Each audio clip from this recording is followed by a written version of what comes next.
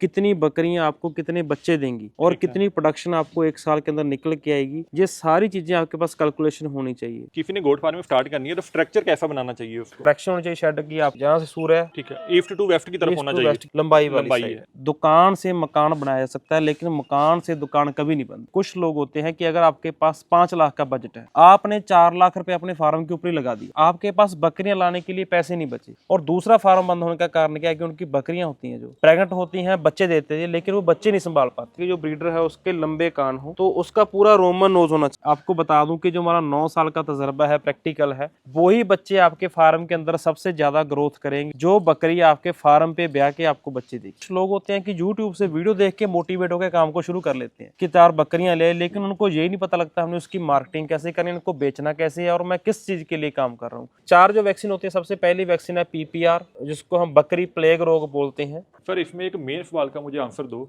इसकी मार्केटिंग कैसे करनी है?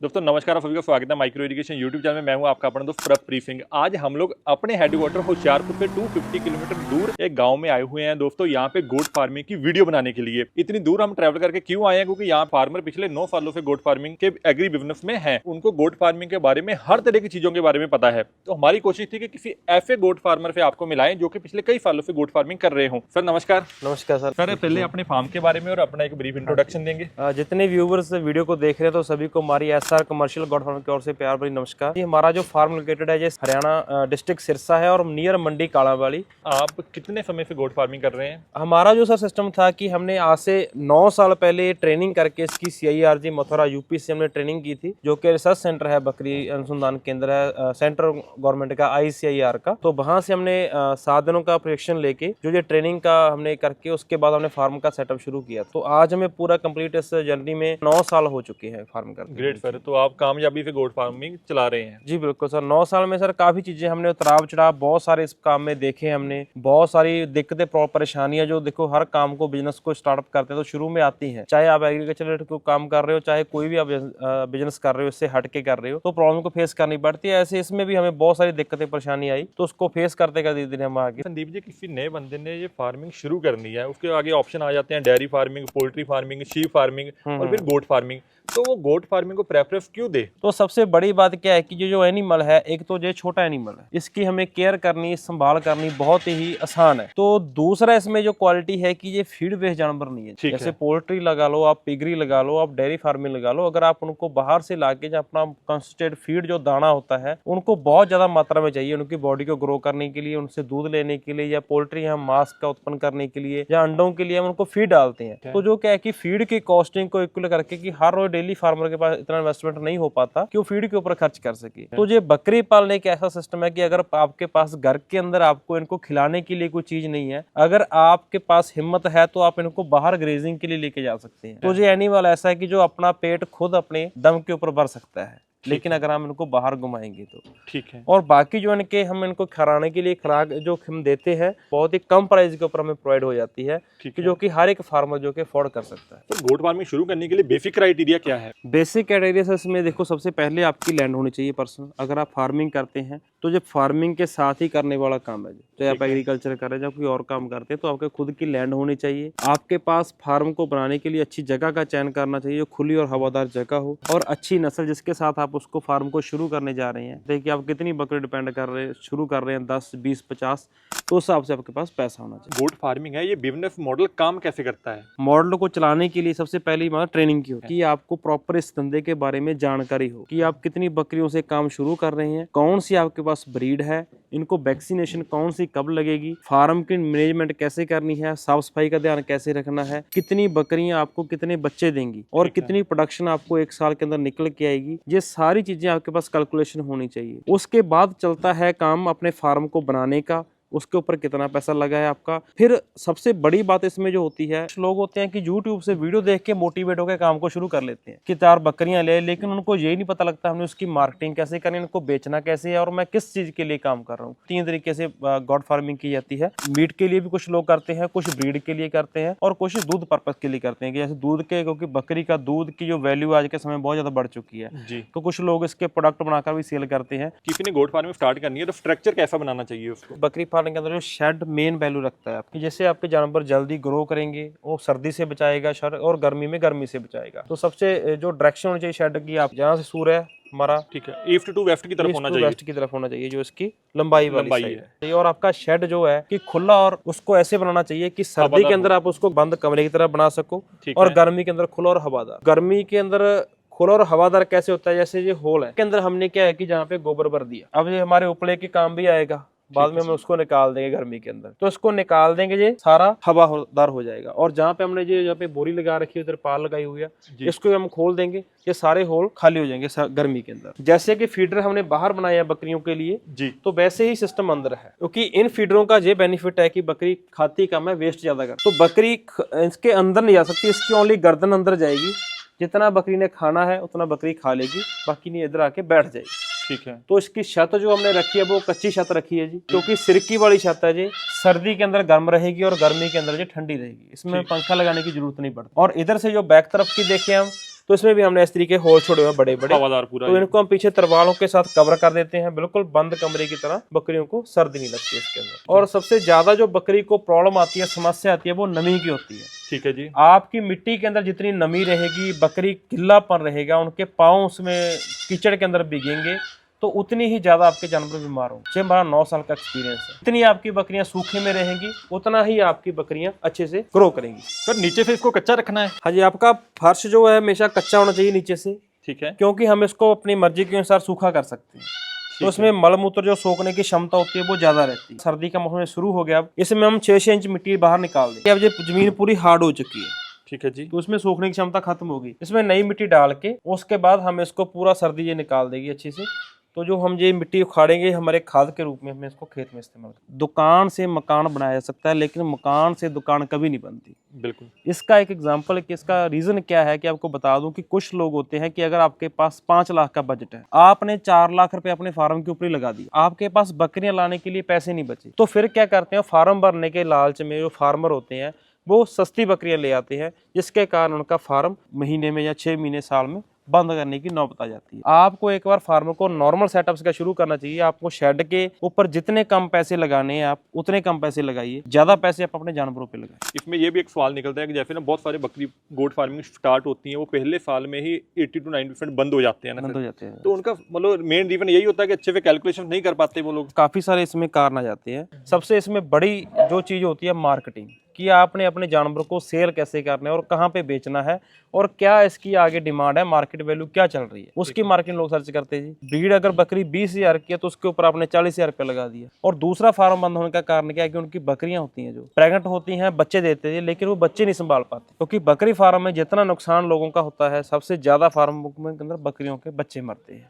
उसमें क्या मेन कारण होते हैं? मेन कारण होता है जी कि फार्म बच्चों की मेंटेनेंस नहीं करनी है, मैनेजमेंट के अंदर कमी आ जाती है, कि बच्चों को किसी ने ज़्यादा दूध पिला दिया, जहाँ बच्चों को जो बकरी प्रेग्नेंट थी उसकी खुराक के अंदर कहीं कमी आ गई, तो उस चीज़ों का कारण हो जाता है। कि क्योंकि हमारी जो प्रॉपर्टी है इसमें बकरी फार्म में मेन बच्चों की है। अगर बकरी ब्याएगी, बच्चे आएंगे, बच्चों के साथ कैलकुलेशन होगी, वो बड़े होंगे, वो अपनी बकरियों के साथ जाके मिक्सअप होंगे, इसमें अपनी फार्म की संख्या में बढ़ोतरी होनी है। जब किसी ने गोट फार्मिंग स्टार्ट कर ली, क्या उम्मीद कर सकते हैं कि उनकी इनकम कब से स्टार्ट हो जाएगी? यानी इनकम तो आपकी तभी स्टार्ट है जब बकरी आपके फार्म पे आ जाएगी, लेकिन उसका एक तरीका होता है कि हमारे पास ये चीज होनी चाहिए कि हम 100 बकरी तक पहुंचना है। मान के 2-3 साल के अंदर आप 100 बकरी के तक पहुंचोगे, 10 बकरी शुरू करके, ठीक है, 2-3 साल का समय लग जाता है। कैलकुलेशन समझाएंगे 10 बकरी से 100 बकरी के तक हमने कैसे पहुंचना है? बता सकते हैं मैं। सपोज करो कि आपने 10 बकरियां ले लीजिए। पहले साल की बात करता हूँ कि बकरी फ्री कैसे होती है आपकी। अगर 25,000 के 26,000 के अराउंड बकरी की कीमत होती है, तो मान के चलो कि हम एक प्रेग्नेंट बकरियां लेते हैं 10 बकरियां 2-3 महीने की हमें प्रेग्नेंट मिलेंगी। उसके बाद उनकी हम केयर करेंगे, अपने फार्म पे लाए उनको,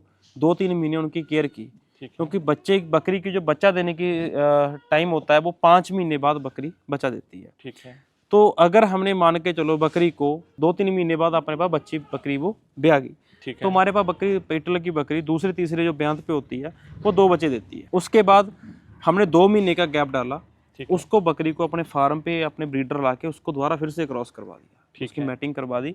उसके बाद प्रेग्नेंट होकर बकरी अपने को 5 महीने बाद दोबारा फिर से बच्चे दी। हमारे पास एक बकरी ने एक फार्म पे 4 बच्चों की प्रोडक्शन दे दी 1 साल के अंदर। वो 10 से 50 हो गई एक तरह से। हाँ जी, तो उसमें क्या है कि जैसे 10 बकरियां हैं तो उसमें 40 बच्चे आपके पास आए। हम ठीक है। 40 नहीं मान के चलते, हम 30 बच्चों की रेशो मान के चलते हैं, क्योंकि बीच में कुछ नुकसान हो जाता है, मर मुर भी जाते हैं। तो 30 बच्चे में से क्या है कि अगर हम एक बकरी का लगा के चले, उसमें से 3 बच्चे एक बकरी के पीछे आए, ठीक है। तो उसमें से एक बच्चा जो है कि बकरी का आप 1 साल का जो उसने खुराक खाई है उसका खर्चा निकाल दे, 2 बच्चे आपके प्रॉफिट है। लेकिन ये सिर्फ फर्स्ट ईयर ही पॉसिबल होगा, उसके बाद बकरी आपकी 1.5 साल के अंदर 2 बार बच्चे दी। उसका रीजन क्या है, क्योंकि पीछे से हम बकरी 2-3 महीने पहले गाभिन लेके आए थे, ठीक है। तो अब हमने उसको 2 बार ब्रीडिंग ले, तो 1.5 साल के अंदर आपको बकरी 2 बार बच्चे देगी। ठीक तो है। कहने का मतलब क्या है कि पहले साल के अंदर ही गॉड फार्मिंग ऐसा काम है कि जो आपको प्रॉफिट देना शुरू कर देता है। ठीक है। लेकिन उसके बाद वो अपने पे डिपेंड करता है कि हम उसको जो सेलिंग का, जो हमने सेल का काम स्टार्ट करना है अपने फार्म के अंदर, वो 1 साल बाद शुरू करें या 2 साल बाद शुरू करें या 6 महीने बाद शुरू कर दें। अगर कोई 10 बकरियों से स्टार्ट कर रहा है, साथ में एक ब्रीडर भी रखना चाहिए? हाँ जी, 10 बकरियों के लिए हम रिकमेंड करते हैं कि एक ब्रीडर बकरा जो है आपके पास होना चाहिए। कुछ लोग जहाँ पे भी गलतियाँ कर देते हैं कि ज़्यादातर लोग क्या है कि बकरी की हाइट देख के प्रभावित हो जाते हैं कि जो बकरी लंबे हाइट की है जी, इसके बड़े बड़े कान हैं, बड़े बड़े अडर हैं, लेकिन वो बकरी की एज के ऊपर नहीं जाते। जैसे कि हम गाय भैंस में देखते हैं, जब जब जानवर के ब्यात बढ़ते हैं, जितने बार वो ब्याता जाता है तो उसकी शरीर की ग्रोथ उतनी ज़्यादा होती रहती है जी। उसकी दूध की प्रोडक्शन भी हर एक ब्यात के ऊपर बढ़ती है। तो वैसा ही बकरियों में होता है। ठीक है। क्योंकि फार्म बंद होने का जो मेनली कारण होता है कि एक कारण उसमें और भी शामिल करना चाहूँगा मैं, कि आप बुढ़ी बकरियों से फार्म शुरू ना करें। जो बकरियां फ्रेश 6 दांत या 8 दांत के ऊपर हैं, 2-3 साढ़े 3 साल की बकरी है, तो उसके साथ ही आप फार्म शुरू करें। जो बकरी दूसरे तीसरे ब्यात के ऊपर होगी, क्योंकि बकरी की जो एज होती है वो 8 से 9 साल होती है। किसी ने गोट फार्मिंग मिल्क के लिए स्टार्ट करनी है, किसी ने मीट के लिए करनी है, किसी ने ब्रीड के लिए करनी है जी, तो वो कैसे बकरी की नस्ल को सिलेक्ट करे कि ये वाली नस्ल लेनी है देखो मुझे? अगर हमने मीट के ऊपर जाना है तो फिर देखो हमें ब्रीड के ऊपर काम करने की जरूरत नहीं है। ठीक है। आप देसी बकरियां रख तो आप काम शुरू करो। ठीक है। अगर आपको शौक है खस्सी बकरे तैयार करने का, तो आपको नस्ल में जाना पड़ेगा, क्योंकि जो बकरीद के ऊपर सबसे ज़्यादा डिमांड होती है वो खस्सी बकरों वो बीटल नस्ल की होती है। इसका कारण होता है कि वेट ज़्यादा गेन करते हैं जो, और हाइट लेंथ लंबी होती है उनकी, ठीक है। तो देखने में सुंदर लगते हैं। ठीक है। तो उस तरीके से हो सकता है। दूसरा है, अगर आप मीट के लिए और ब्रीड के लिए काम कर रहे हो या पंजाब हरियाणा में अपने सेटअप शुरू करना है, तो आप बीटल नस्ल से शुरू कर सकते हैं। ठीक है। अगर आप राजस्थान से बिलोंग करते हैं तो आप सिरोही नस्ल से शुरू कर सकते हैं। ठीक है। और एक बर्बरी नस्ल भी हमारे जहाँ पे चल रही है, पंजाब और यूपी की जो ब्रीड है बर्बरी, ठीक है। तो उससे फार्म शुरू किया जा सकता है। एक अफ्रीकन बोर होती है जिसका वेट काफी तेजी से बढ़ता अफ्रीकन है। बोर सर वो रजिस्टर्ड ब्रीड नहीं है, हम उसको रिकमेंड नहीं करेंगे। ठीक है। तो वो इतना सिस्टम नहीं है, क्योंकि एक उसका बोल रहे हैं कि 1500 रुपये केजी वो मिलती है, लेकिन 1500 रुपये हम ले लेंगे, हमारे से आगे कौन लेगा 1500 रुपये केजी वाला, तो आगे लेने वाले बहुत कम है। आपको काम वही करना चाहिए जिसकी मार्केट में आप सेल बिल्कुल आसानी से कर सको। फार्म से आपकी चीज़ सेल हो तो उसी चीज़ को आप करना चाहिए। जैसे कि बीटल एवरेज बकरी है, सभी इसको फॉर बच्चे की अगर बात करें 10-12 हज़ार का 8 हज़ार का बच्चा इसका मिल जाता है आपको 4-5 महीने का। ठीक है। अगर बकरी लगा के चले, बढ़िया अडल्ट गोड एक ब्रीडिंग फार्म अपने शुरू करना है, तो 25-26 हज़ार के अंदर आपकी बकरी आपको मिल जाती है। ठीक है। जो एंड प्राइस होता है बढ़िया, अगर ज़्यादा हम 30 हज़ार से ऊपर आप कभी बकरी मत लो, तो 20, 25, 30 इस रेंज के अंदर आप बकरियाँ आप कलेक्ट करें। हमने जैसे बकरी ली, आपने बता दिया कि 3 साल की उम्र हो उसकी और 8 दांत से ज्यादा नहीं होने चाहिए। जी जी, अगर बच्चा किसी ने लेना है तो बच्चे के लिए क्या क्राइटेरिया है? कि हम रिकमेंड नहीं करते किसी को कि बच्चों से फार्म शुरू करें आप, क्योंकि वही बात आती है कि महंगा रहो एक बार, सस्ता रहो बार बार। आपको बता दूं कि जो हमारा 9 साल का तजर्बा है, प्रैक्टिकल है, वही बच्चे आपके फार्म के अंदर सबसे ज्यादा ग्रोथ करेंगे और मोर्टेलिटी रेट जो है आपके फार्म पे कम रहेगा, जो बकरी आपके फार्म पे ब्याह के आपको बच्चे देगी। क्योंकि वो बच्चे क्या है, बच्चों का इम्यूनिटी लेवल बहुत कमजोर होता है बकरी के मुकाबले देखा जाए। एक जगह से जब दूसरी जगह बच्चे शिफ्ट होते हैं तो वो उनको उसके अकॉर्डिंग सेट करना अपने आप को वो मुश्किल हो जाता है।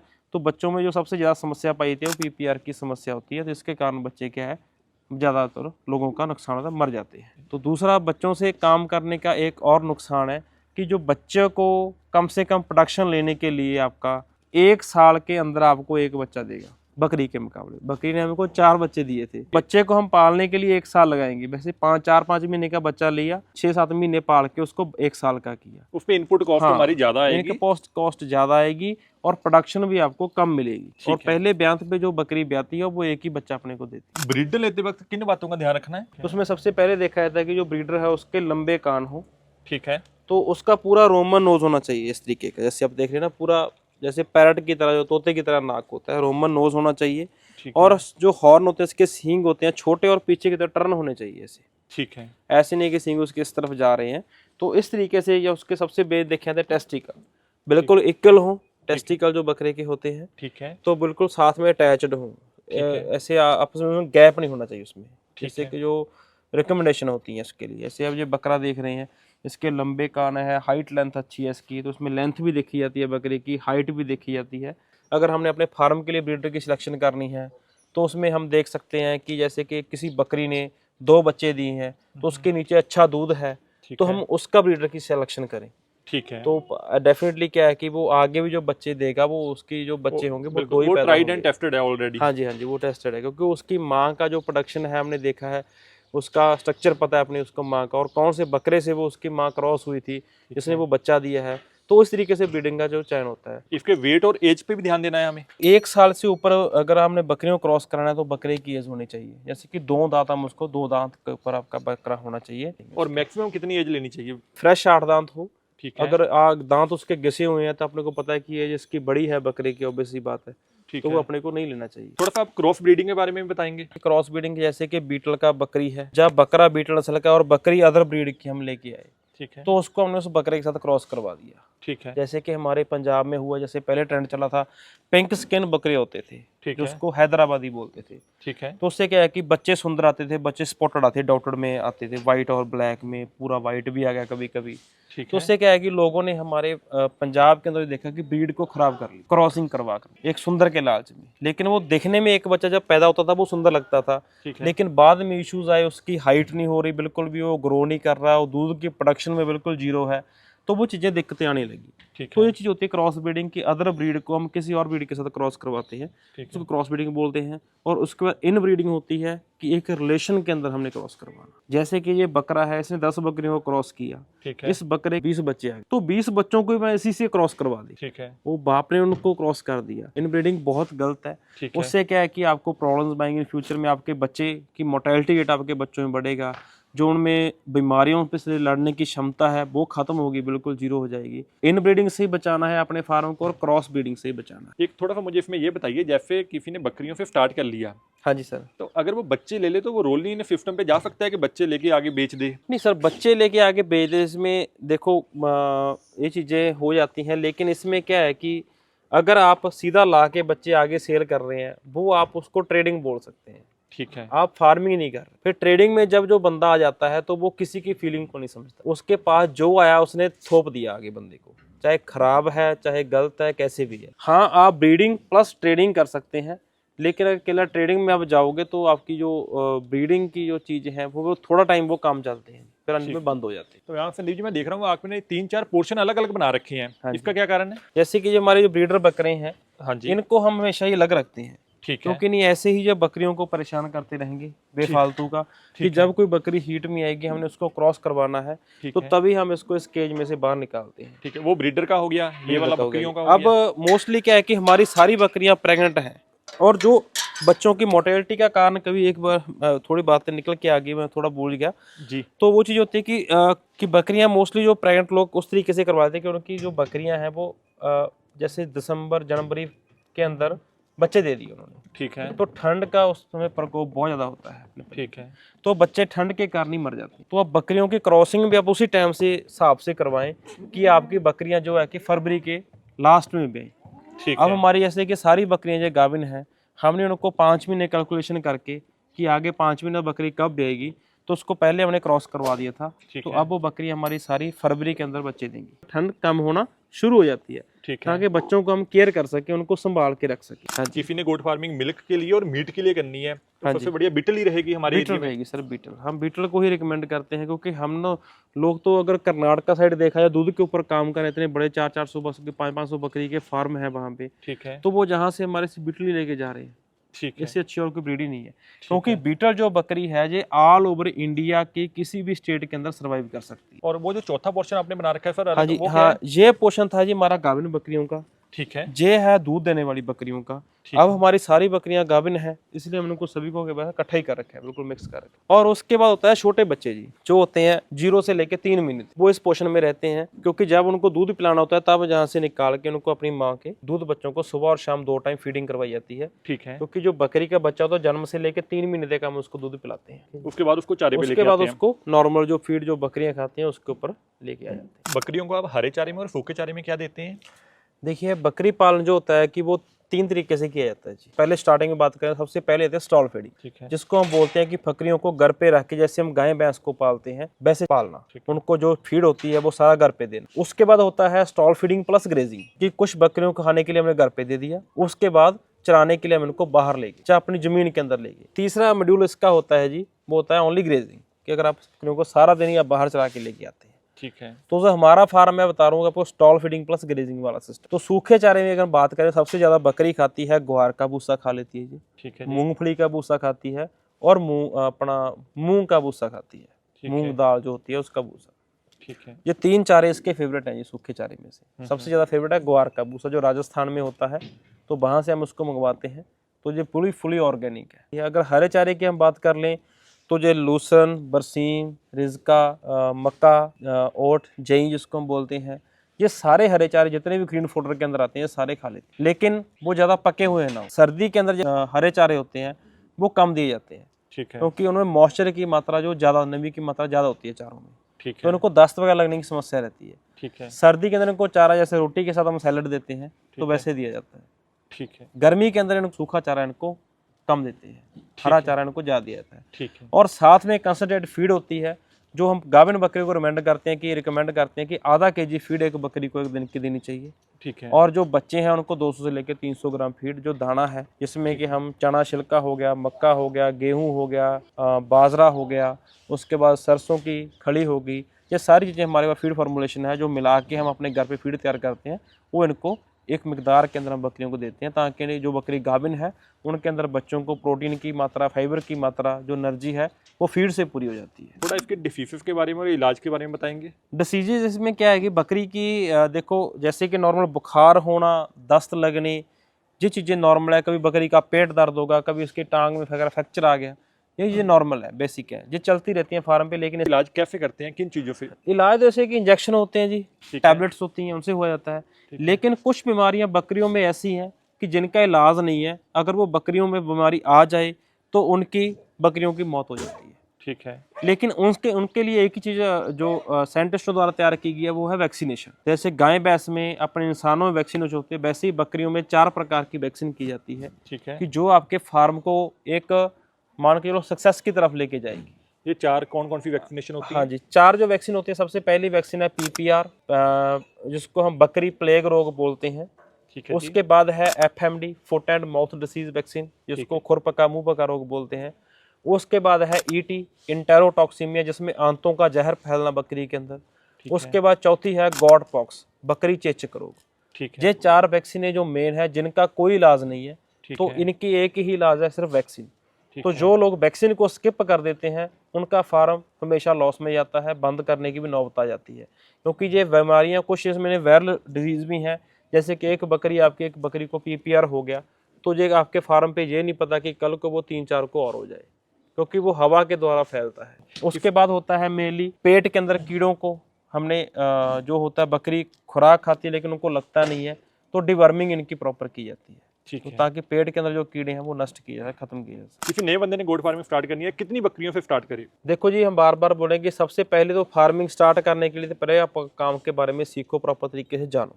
ठीक है। उसके बाद आपने फार्मिंग करनी है तो कम से कम आप 10 बकरियों से फार्म अपना शुरू कर सकते हैं। इससे ज़्यादा आप 20 तक जा सकते हैं, इससे ऊपर जाना आपके लिए सही नहीं रहेगा। कम से शुरू करें और फीकते फीकते उसको बढ़ा लें, फिर बढ़ाएं, धीरे धीरे बढ़ाएं जी। अगर एक आइडिया निकालना हो सर कि किसी ने 10 बकरियों से स्टार्ट किया, 2 साल बाद उसकी कितनी इनकम हो सकती है? देखो जी, एक बकरी आपको सारे खर्चे निकाल के 1 साल का 10 से 15 हज़ार रुपये छोड़ के जाती है बीटर। ठीक है। ये ब्रीड, मिल्क या मीट की बात कर रहे हैं? ब्रीड की बात कर रहे हैं। अगर हमने 10 बकरी रखी हुई हैं, तकरीबन हम लोग मान सकते हैं 1 से 1.5 लाख रुपया हो गया पहले साल का। उसके बाद उसके बच्चे आए, वो मल्टीप्लाई होता चला गया। मतलब कि अगर कोई बंदा 40-50 हज़ार की जॉब कर रहा है और वो फार्मिंग में आना चाहता है तो उसके लिए ये बेस्ट है। हाँ जी, बेस्ट है जी, बेस्ट है। सर, इसमें एक मेन सवाल का मुझे आंसर दो, इसकी मार्केटिंग कैसे करनी है? देखो ये सबसे ज़्यादा समस्या जो लोगों को आती है, फार्मिंग कर लेते हैं, मार्केटिंग की आती है। हमें बकरी बाजारों में जाना पड़ता है, घूमना पड़ता है इसको सेल करने के लिए। लेकिन सबसे पहले ये मार्केटिंग स्ट्रेटजी जो होती है वो अपने इंसान के ऊपर डिपेंड होती है कि हम कैसे डील कर रहे हैं। जैसे कि हमारा नया फार्म ओपन हुआ,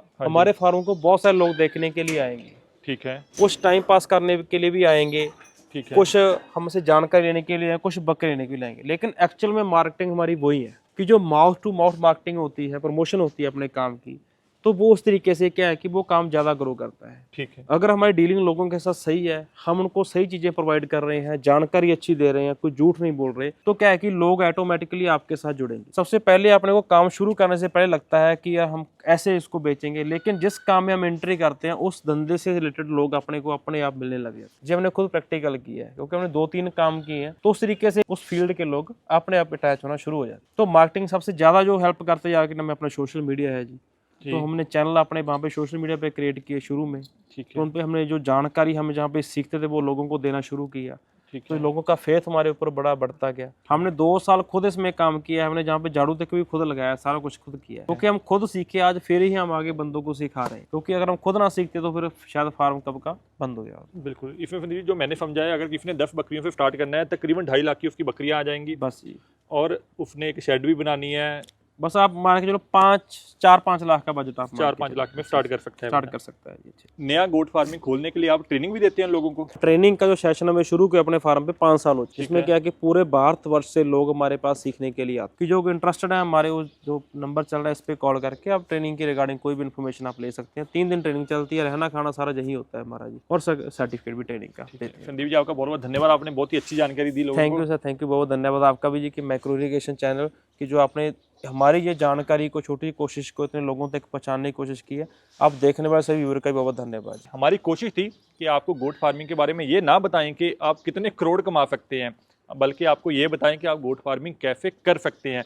उम्मीद है आपको वीडियो अच्छी लगी होगी। वीडियो अच्छी लगी होगी दूसरे दोस्तों का वीडियो को शेयर जरूर करना, वीडियो को लाइक करना, और आपको कोई सवाल होगा तो नीचे कमेंट बॉक्स में कमेंट जरूर करना। हम कोशिश करेंगे उसका रिप्लाई करने की।